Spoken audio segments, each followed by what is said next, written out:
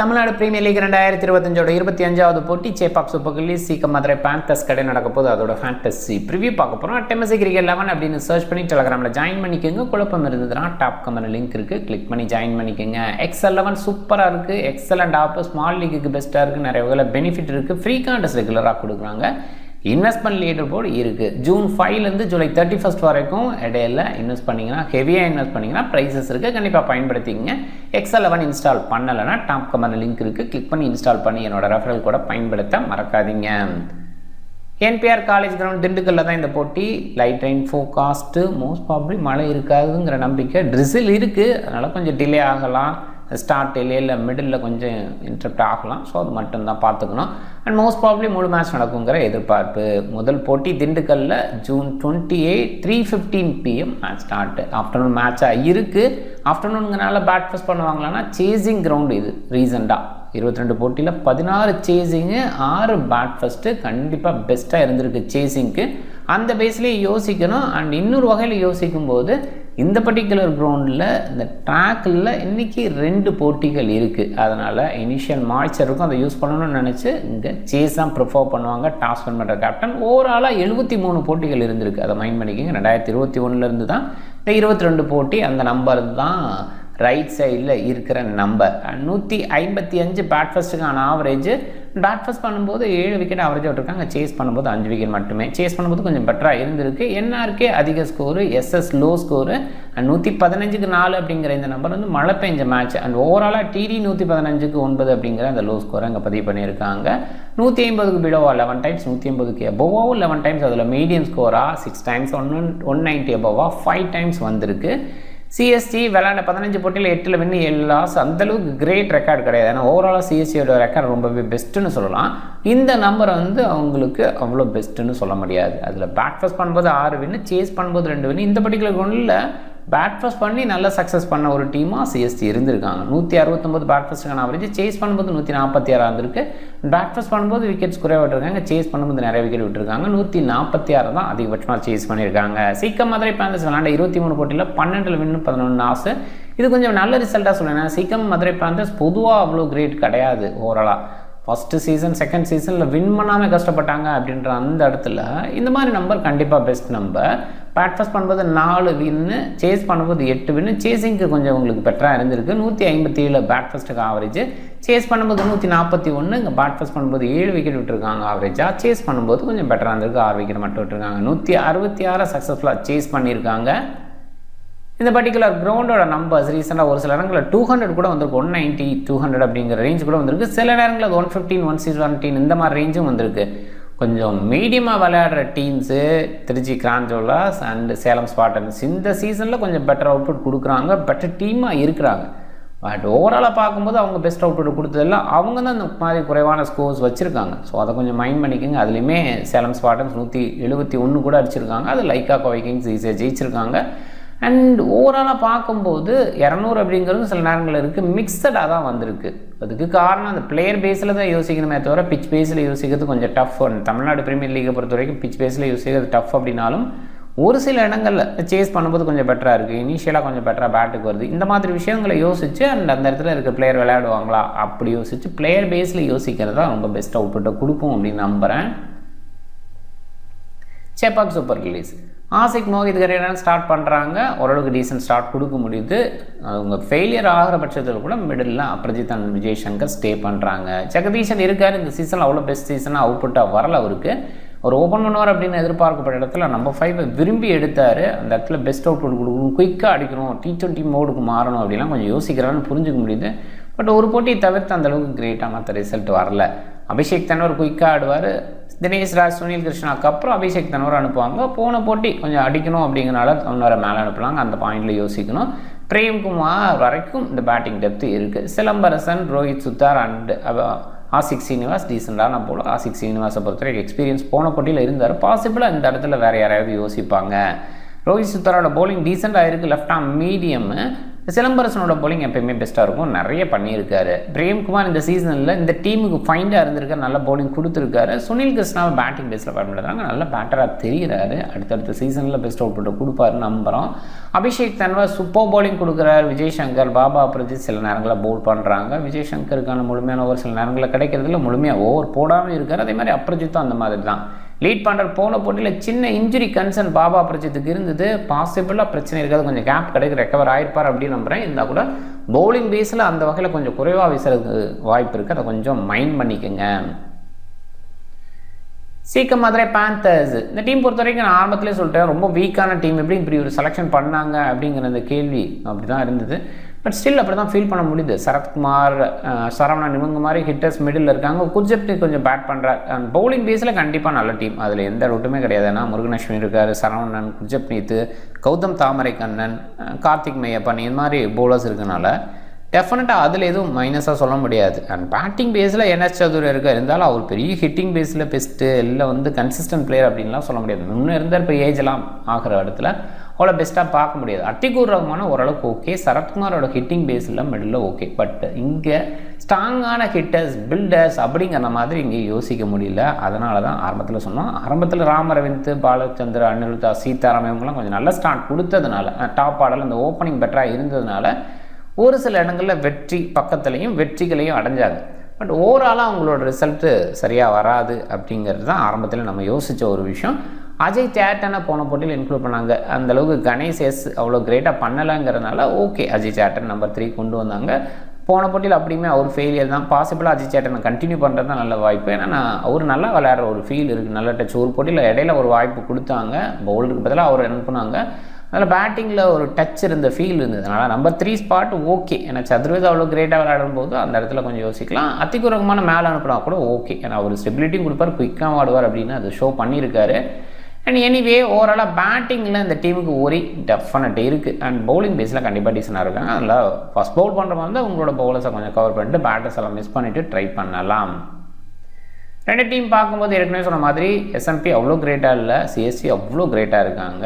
But still Ashik மோதி பெஸ்ட்டாலாம் யோசிக்க முடியாது. அப்ரஜித், விஜய் சங்கர், ஜெகதீஷன் இதில் பார்த்தீங்கன்னா விஜய் சங்கர் அண்ட் அப்ரஜித்தோட பேட்டிங் சூப்பராக இருக்குது. ஜெகதீஷனோட பேட்டிங் டிஸ்பிளே பெருசாக இல்லை. அபிஷேக் தன்வரோட பேட்டிங் வந்தால் ஓகே. பட் இந்த பேட்டிங் டிஸ்பிளேயில் சில நேரங்களில் ஆசைக்கு, சில நேரங்களில் மொஹித் ஹரிஹரன் அண்ட் கன்சிஸ்டண்ட்டாக அப்ரஜித், விஜய் சங்கர் இருக்காங்க. ஸோ அதுதான் இந்த டீமை பேட்டிங் பேஸில் நல்லா வச்சுருக்கு. அண்ட் பவுலிங்கில் சொல்ல போனால் பிரேம்கர் நல்லா பண்ணுறாரு, அண்ட் அபிஷேக் தன்வர் சூப்பராக பண்ணுறாரு. சிலம்பரசனோட கண்ட்ரோல் இருக்குது. ரோஹித் சுத்தார் அண்டு ஆஷிக் ஸ்ரீனிவாஸ் போன போட்டியில் தான் வந்தாங்க. ஸோ அதுக்கப்புறம் சப்போர்ட்டுக்கு விஜய் சங்கர், பாபா அப்ரஜித்தோட பவுலிங் இருக்குது. ஸோ எக்ஸ்பீரியன்ஸான பவுலிங் யூனிட்டு அண்ட் டீசெண்டாக பாபா அப்ரஜித் அண்ட் விஜய் சங்கரோட கன்சிஸ்டன்ட், இதுதான் இந்த டீமுக்கு பலமாக இருந்திருக்கு. ஒரு இடத்துல அப்ரஜித்தையும் விஜய் சங்கரையும் டார்கெட் பண்ணி காலி பண்ணிட்டாங்கன்னா அப்போ வேணால் சீக்கிரம் மதுரை பேந்தர்ஸுக்கு வெற்றி கிடைக்கலாம். அவங்க ஸ்கோரே பண்ணலைன்னா கூட இவங்க ஸ்கோர் பண்ணணுமே.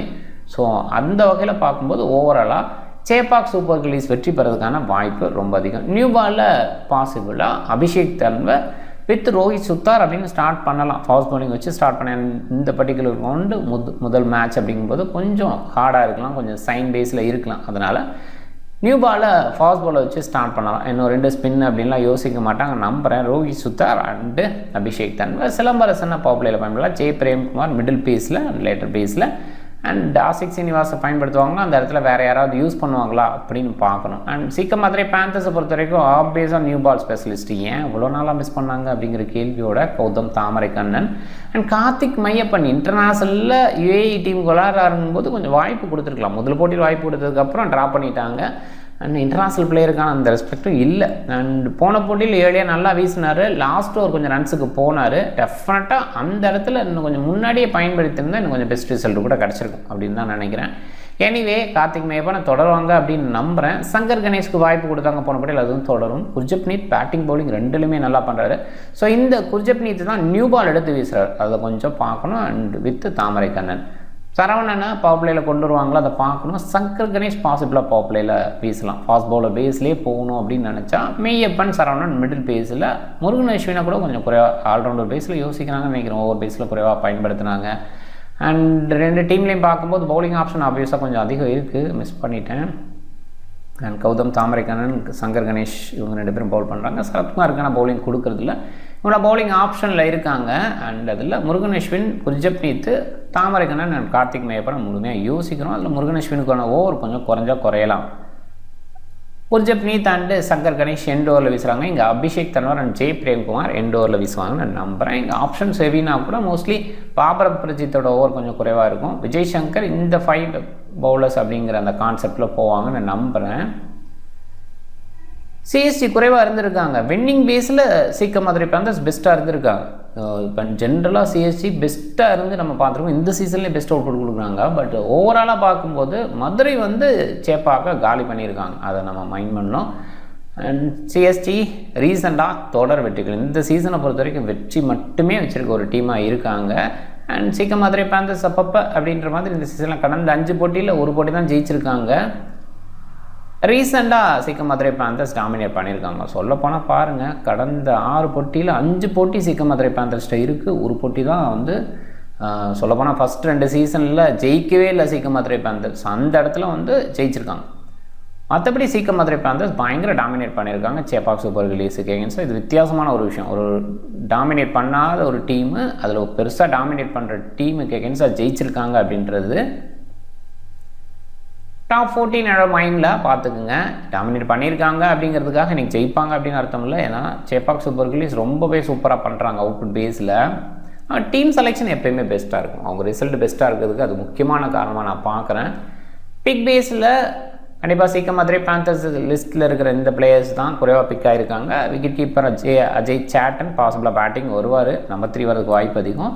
சதுர்வேதை கொஞ்சம் யோசிக்கலாம். சில நேரங்களில் தான் கொஞ்சம் இன்னிங்ஸை பில்ட் பண்ணி போகணும், ஒரு 25-30 எடுத்துகிட்டு போவோம் அப்படிங்கிற அந்த ஆங்கிள். ஏன்னா ஆரம்பத்தில் விக்கெட்ஸ் விட்டதுனால அந்த ஒரு விஷயத்தை கொஞ்சம் கான்சியஸாக இந்த போட்டியில் பண்ணுவாங்க. ஏன்னா தொடர்ந்து அடுத்தடுத்த போட்டிகள் அந்த ஒரு விஷயத்தை பண்ணுறாங்க அப்படின்னால அதை கொஞ்சம் கான்சியஸாக பண்ணுவாங்கன்னு நம்புகிறேன். கௌதம் தாமரைக்கண்ணன் ஆப்வியஸாக ஃபஸ்ட் பவுலிங் போடுற மாதிரி இருந்தால் பெஸ்ட் ரிசல்ட் கொடுப்பாரு. அதில் குறிப்பாக நியூ பாலில் ஸ்பெஷலிஸ்ட்டு கார்த்திக் மேயப்பனும் அந்த ஃபஸ்ட் பவுலிங் பேஸில் கொஞ்சம் யோசிக்கலாம். அப்ரஜித், விஜய் சங்கர் அண்ட் அபிஷேக் தன்வரை கேப்டன் நிறைய பீப்புள் செலக்ட் பண்ணியிருக்காங்க. கண்டிப்பாக சேஃப் சாய்ஸு. ரிஸ்க் எடுக்கணும்னா 1 செகண்ட் சீக்க மதுரை பேந்தர்ஸ் சைடில் இருக்கிற பிளேயர்ஸ். அதில் குறிப்பாக ஃபஸ்ட் பவுல் சீக்க மதுரை பேந்தர்ஸ் பண்ணுற மாதிரி இருந்தால் இவங்க நல்ல சாய்ஸ். அஸ்வின் முழுமையாக வீசுகிற, சரவணன் கொஞ்சம் பேட்டிங்லேயும் கான்ட்ரிபியூட் பண்ணுவார்.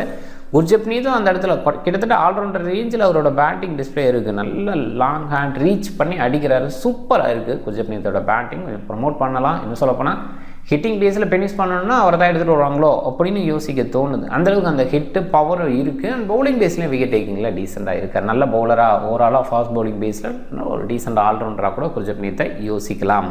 விக்கெட் கீப்பர் அப்படின்னு பார்க்கும்போது ஜெகதீஷனா அரவிந்தா யார் ஃபஸ்ட் பேட் பண்ணுறாங்களோ அவங்கள பிக் பண்ணிக்கிறது நல்ல சாய்ஸ்னு நினைக்கிறேன். இப்போ சிஎஸ்சி சேஸ் பண்ணுற மாதிரி தான் ஏர்லியாக சேஸ் பண்ணி முடிச்சிட்டாங்கன்னா அந்த பாயிண்டில் ஜெகதீஷனுக்கு பேட்டிங் கூட கிடைக்காம இருக்கலாம். ஸோ அதனால் யோசிக்கணும்.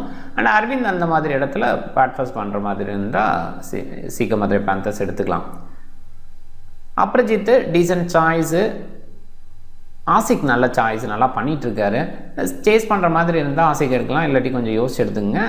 அதிகுர் ரஹ்மான் டெஃபினட்டாக கொஞ்சம் லேட்டாக வராருன்னா கூட வந்துடுறாரு. அந்த பேட்டிங் டிஸ்பிளே வந்துடுது. அனிருத் ஒரு சில டீம்ஸில் ட்ரை பண்ணலாம். ஆனால் அவ்வளோ கிரேட்டாக கன்சிஸ்டண்டாக இல்லை. அந்த 30s ரேஞ்சுக்கு அப்புறம் குயிக்காக ஆட மாட்டார். 30s வந்தாவே ஓகே தான், பட் அதுக்கு முன்னாடி அவுட் ஆனால் காலின்னு சொல்லணும். அபிஷேக் தன்வர், விஜய் சங்கர், சரவணன், ஸ்வப்னில் காணோம். இன்ஜுரி கன்சர்ன் சின்னதாக இருக்குன்னு நினைக்கிறேன். அந்தளவுக்கு தெரியல, கிளாரிட்டி இல்லை. அஸ்வின், குர்ஜப்ரீத், லோகேஷை ஏன் எடுத்துட்டாங்கன்னு தெரியல. கண்டினியூவாக வாய்ப்பு கொடுக்கல. கண்டிப்பாக பிரேம்குமார் நல்லா பண்ணுறாரு. சிலம்பரசனை சில டீம்ஸில் எடுக்கலாம். மெய்யப்பன் போன போட்டி சூப்பராக பண்ணார். ரோஹித் சுத்தாருக்கு வாய்ப்பு கொடுத்தாங்க. பாசிபிளாக நல்ல ஒரு ஆப்ஷன் நான் பார்க்குறேன். கௌதம் தாமரைக்கண்ணன் நல்ல சாய்ஸு.